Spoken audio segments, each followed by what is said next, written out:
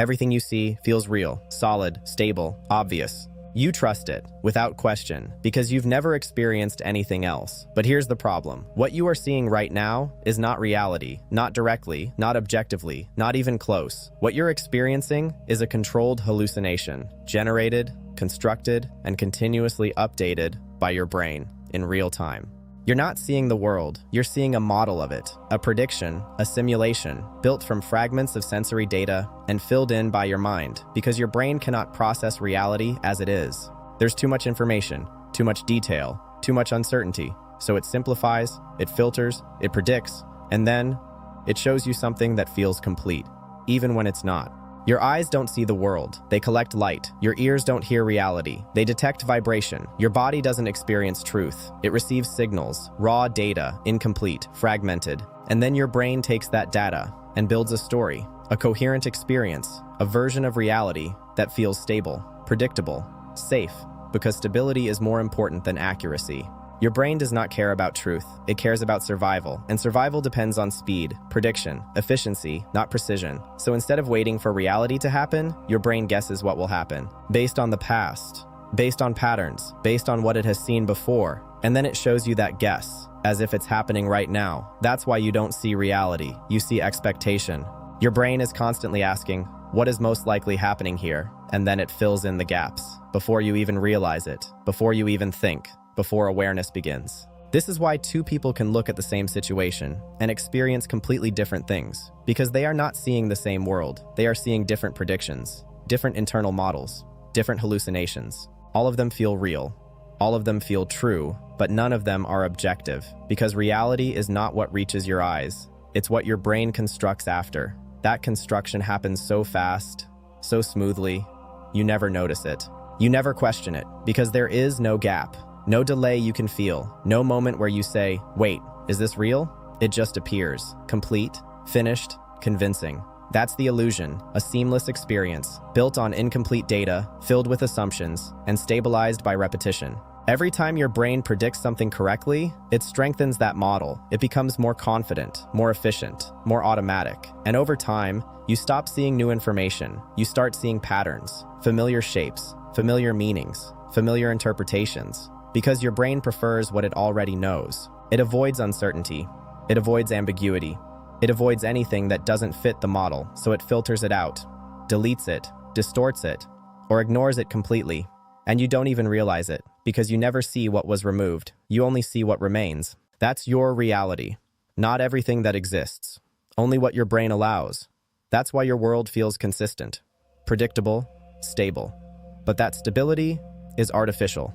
It's maintained by your brain, not by reality itself. Reality is chaotic, uncertain, complex, but your brain smooths it out, simplifies it, turns it into something manageable, something you can navigate, something that feels real, but it's not complete, it's not objective, it's a controlled hallucination, controlled by your past, by your beliefs, by your experiences. Everything you've ever gone through has shaped how your brain predicts reality. Every emotional moment, every repeated thought, every learned pattern has been stored, and now it influences everything you see. Your brain uses the past to build the present, not consciously, automatically, constantly. That's why you don't see things as they are. You see things as you expect them to be. An expectation is not neutral. It's biased, heavily biased, toward what you already believe.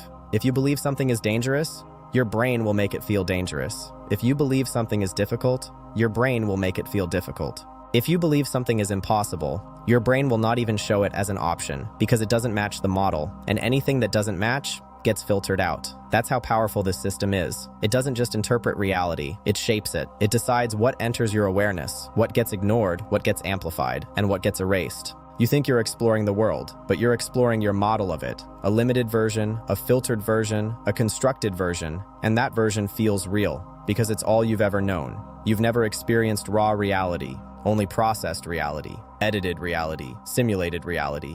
Your brain is constantly running in the background, building, updating, predicting, correcting, all before you even become aware. By the time you say, I see this, I feel this, I experience this, the process is already complete. You are not witnessing reality being created. You are witnessing the final output, the finished product. That's why it feels certain.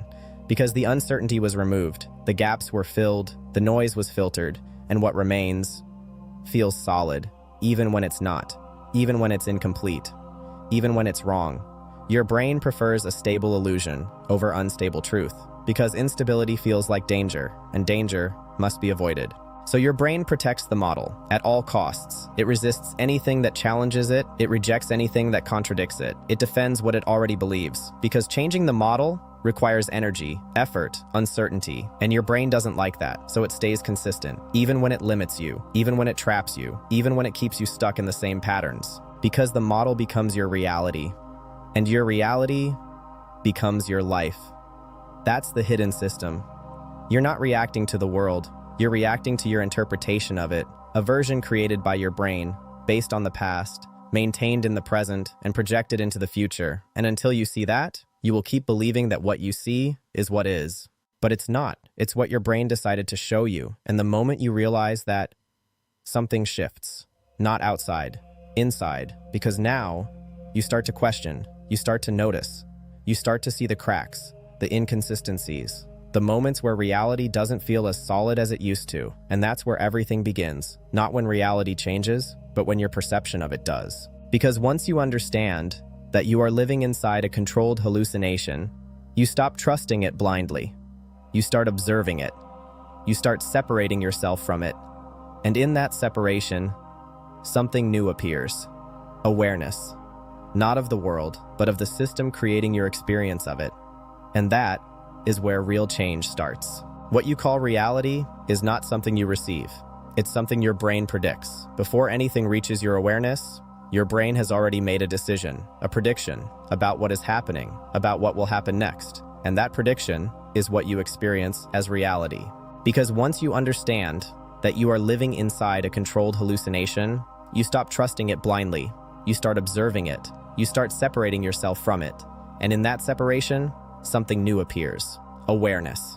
Not of the world, but of the system creating your experience of it. And that is where real change starts. What you call reality is not something you receive, it's something your brain predicts. Before anything reaches your awareness, your brain has already made a decision, a prediction about what is happening, about what will happen next. And that prediction is what you experience as reality. Your brain is not reacting to the world, it is anticipating it, constantly, every second. It builds a model of the world and then runs it forward, like a simulation, trying to guess what is most likely happening right now, and then what is most likely to happen next. Because waiting for reality would be too slow, too dangerous, too inefficient. So your brain does something smarter. It predicts first and corrects later. That's how fast it works. You don't see what is, you see what your brain expects. And then, if something doesn't match that expectation, your brain updates the model, but only slightly, only enough to stay stable, because stability matters more than accuracy. And it does that by shaping your experience. You don't notice contradictions, you don't notice missing information, you don't notice distortion, because your brain smooths everything out. It creates a seamless experience, even when the underlying data is incomplete. That's why illusions work. That's why your brain can be fooled.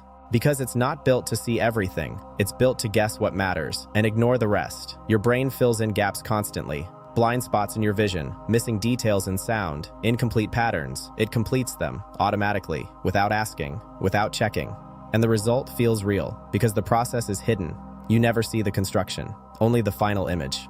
That's the prediction system, running silently, underneath everything. And it doesn't just apply to what you see, it applies to how you feel. Your emotions are also predictions. Your brain doesn't wait for something to happen and then create an emotion. It predicts what emotion is appropriate, based on the situation, based on your past, based on your patterns, and then it generates that emotion. Before you even think, before you even understand. That's why you can feel anxious, without knowing why. That's why you can feel uncomfortable in situations that are not actually dangerous. Because your brain is not responding to reality. It's responding to prediction, a model built from previous experiences. If something in your past felt unsafe, your brain marks it. And the next time you encounter something similar, your brain predicts danger. And your body reacts, even if the situation is different, even if the risk is not real, because the model is still active, still running, still influencing everything.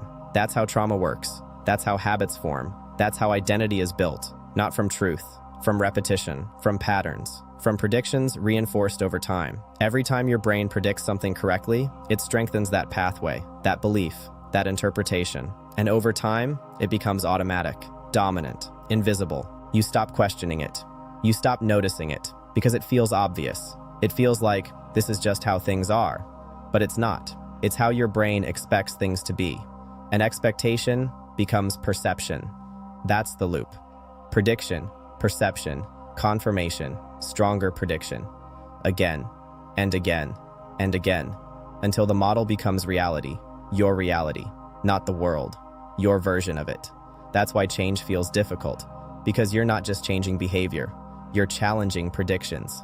Deep predictions, built over years, reinforced thousands of times, and your brain resists that because changing predictions creates error, uncertainty, instability, and your brain wants to avoid that, so it pulls you back into familiar patterns, back into known interpretations, back into predictable outcomes, even if those outcomes limit you, even if they keep you stuck, because predictable pain feels safer than unpredictable possibility. That's the system, and it's always active. Even now, as you're listening to this, your brain is predicting what comes next, trying to follow the pattern, trying to stay ahead, trying to maintain control, because control comes from prediction. If your brain can predict, it feels safe.